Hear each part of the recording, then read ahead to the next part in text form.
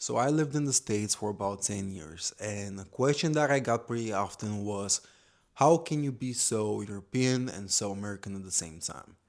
And I was thinking about it, and the answer is very simple. It's that we are the same but different, and I'll explain. So I'm gonna start with different, and what different means is that we grew up in different places. This is where I grew up. These are just like some photos and videos I took today on my walk here. And this is pretty much what people call it brutalism. I hate that term. There's nothing brutal about it. It's just boring. It's just some cubes that people live in, and we call them panels. They're just very, very boring. Now, if you say brutalism for the type of Soviet architecture and statues and stuff like that, we're like, yeah, that makes more sense. But where you grew up is very different. So I'll give you an example. It's the suburban area, and or is it like a complex building or something? It's totally different from here. And I choose those images on purpose because they're nostalgic. And now this is where it comes the part where we're all the same. We grew up the same way. We grew up with the same things. And I'll just pretty much answer this by asking you a question. What was your first album? Was it Linkin Park Meteora, or was it Linkin Park Hybrid Theory, or was it the Slim Shady LP, or was it Get Rich or Die Tryin'? I'm pretty sure it's one of them, but what games did you grow up with? Did you grow up playing CS? Did you grow up playing Half-Life? Did you grow up playing Halo? Or did you grow up playing Metal Gear Solid? Or did you grow up playing GTA 3 or GTA Vice City? I'm sure you grew up with at least one of these games. And also, third thing is like what kind of movies you grew up with. Well, was it Spider-Man 2002? Was it the second one in 2004? Was it Batman Begins? Was it Shrek? Was it Toy Story? Now, I do find this kind of interesting. The reason why is that the generation before us, totally different for them. So some of your parents might grow up with Nintendo in the 80s and playing arcade games or something. Here, a little bit different. It was the Soviet Union on, so kind of kind of insane. I heard like so many stories here of people hiding vinyls, for example, like Pink Floyd or Led Zeppelin or Metallica albums, um, which it's kind of insane, right? And the after the communism fall back in '89, open like borders opened, so pretty much everything you had was here too, even though it was very, very, very expensive. So pretty much it was kind of more affordable in the early 2000s, and this is pretty much why you and I are not so different. There's also something else that I thought of, and this is pretty much Hollywood. So the way Hollywood view Eastern Europeans, it's not really in a good light.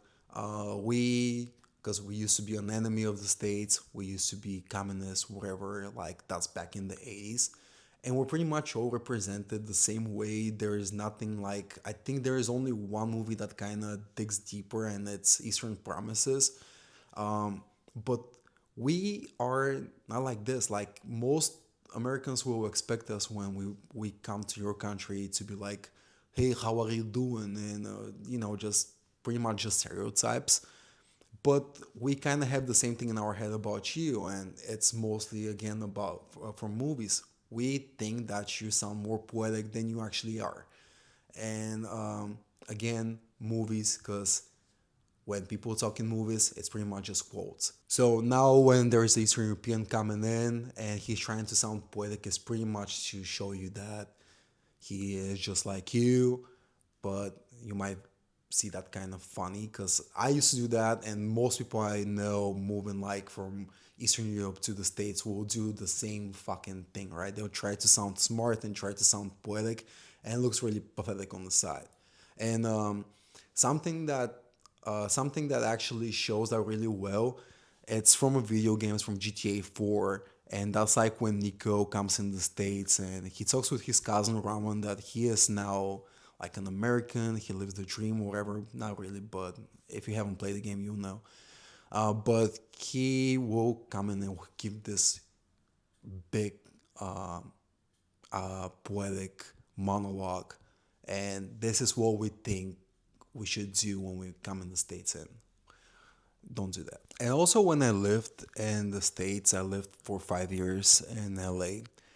And something very interesting about that city is that everyone comes from a different place, right? Like some people will come from Europe, some people will come from Canada, some people come from Mexico, and it's just from all over the world. No one is really like native. I haven't really met many people who were actually born in LA. Everyone comes from somewhere. And now when you talk with all these people, it's kind of interesting that you all had the same experiences, even though all of you lived in different places.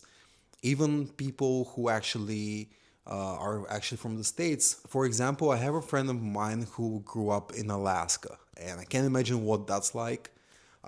So different from all over the States, actually. It's extremely cold, it's way different. But we have the same interests. We both love the same music, same movies. We recommend movies because we kind of know each other now. That he'll recommend something to me. Like, I've never seen Point Break, and he recommended that movie to me, and I was like, holy shit, that was fucking awesome.